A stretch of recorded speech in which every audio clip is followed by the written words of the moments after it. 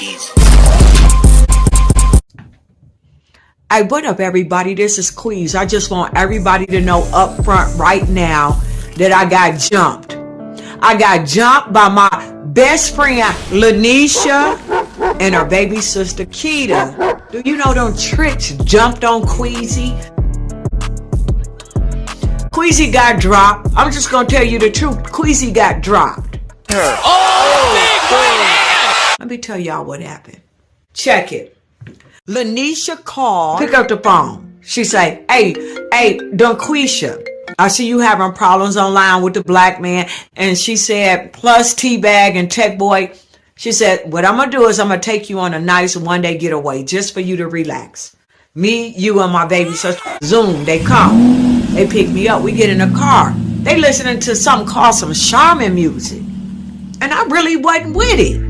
It was like nature sound, so I turned her shit off. I'm like, hold on. Remember back in the day we used to do Tupac? So I started rapping. I said, come with me. Hail Mary, nigga, run quick, see. What do we have here now? Do you want to ride or die? Da da da da da da da da da da da da da da da. I said, I'm not a killer, but don't push me. By the time she smacked my hand real hard. And she said, first of all, don't ever touch my radio. And she said, this is your first strike. So I said, nigga, she want your mind. I said, you better know your audience. I said, you can play that with your grandkids and your kids, but don't ever smack my hand. And who is you talking to like this? I said, you better learn your audience. Boom. We end up at the Riverwalk in San Antonio. That was our one-day getaway. We pull up and I'm looking around. There's all Mexicans and half of them are dirty Mexicans. Believe that. I looked at her. I said, didn't I tell you in the car you need to know your audience? I said, why would you bring me to an event with all Mexicans and you know I'm a black woman supremacist? I said, is you out your mind? I said, I'm telling you, I'm 5 minutes from doing something to you. So I saw these kids over. I saw some kids and they had something. It was some lights and they was flapping. I went over there. I said, what is this? I said, I like this. It was lighting up, flapping. They said, they're called flamingo flappers. They call flamingo flappers. I said, well, give me 3. I gave them $10. And I noticed that they all had on prom dresses. They was 5, 6, 7, 8.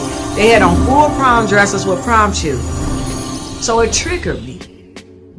So I said, why y'all got on these doggone prom dresses? Go get your mama and daddy right now. I'm about to go and talk to your parents. Go get your mama and daddy. Instead of them being respectful, they start hollering stranger danger and they start running.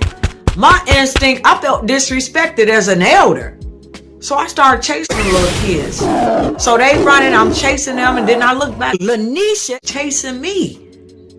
And I was like, I thought to myself, I'm going to beat her ass. I said, what is she chasing me for? By this time, the Mexican, wasn't no daddies there. It was like mothers, aunts, cousins. It was about like 5 or 6 Mexican women. Cardi D and her crew. She said, why are you chasing my kids? I said, first of all, don't ask me questions. I'm asking you questions. I'm a black woman. And you going to get tossed up. You can't make this shit up. So I told her, I said, listen, you in America, why does those little kids have on prom dresses? You better carry your ass over the border and go put them on some real clothes. So I'm telling out the Mexicans and they talking in that language. Lanisha got in front of everybody and would get her hand like this. She said, this is her second strike. Don't worry about nothing, ladies. I got all of this under control. She said, ladies, just go ahead. I'm going to handle her. So I told Lanisha, I said, first of all, you need to be on code. You should have been ready to jump because there was a bunch of them surrounding me.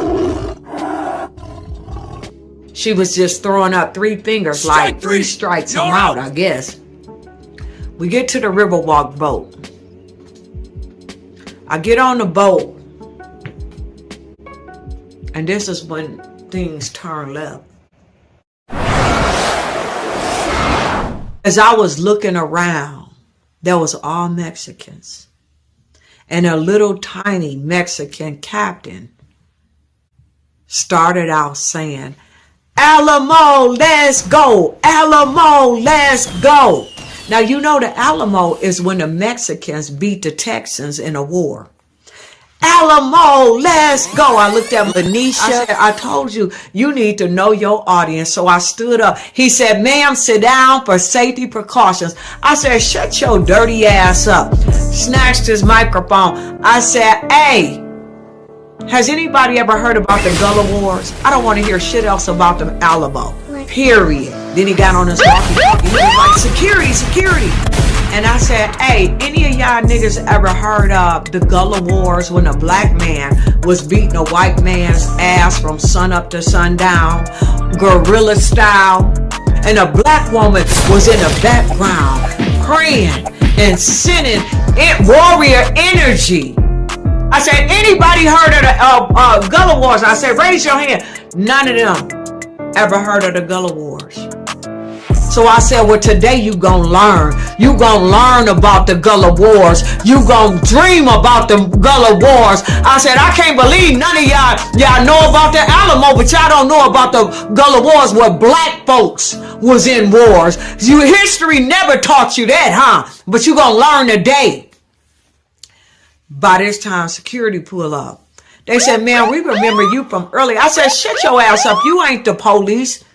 You, first of all, you just a little security squad. Carry your ass back to Mexico. I said, get your ass back to Mexico. Then I started saying, this is not Operation Wetback. You don't tell Dungquesha what to do. I'm not sitting down and you gonna learn about the Gullah Wars. As I'm cussing them out, I realized that they had a smirks on their face. It was like they wasn't affected. And I was calling them names, talking about tacos and enchiladas and different type of cilantros. I was going in on them. I was talking about their customs. I was talking about their country. And nothing was affecting them. So my military readiness said, check your environment, Dungquesha. So I looked to the left. I was clear. I looked to the right, there was Lanisha. She wasn't on code again.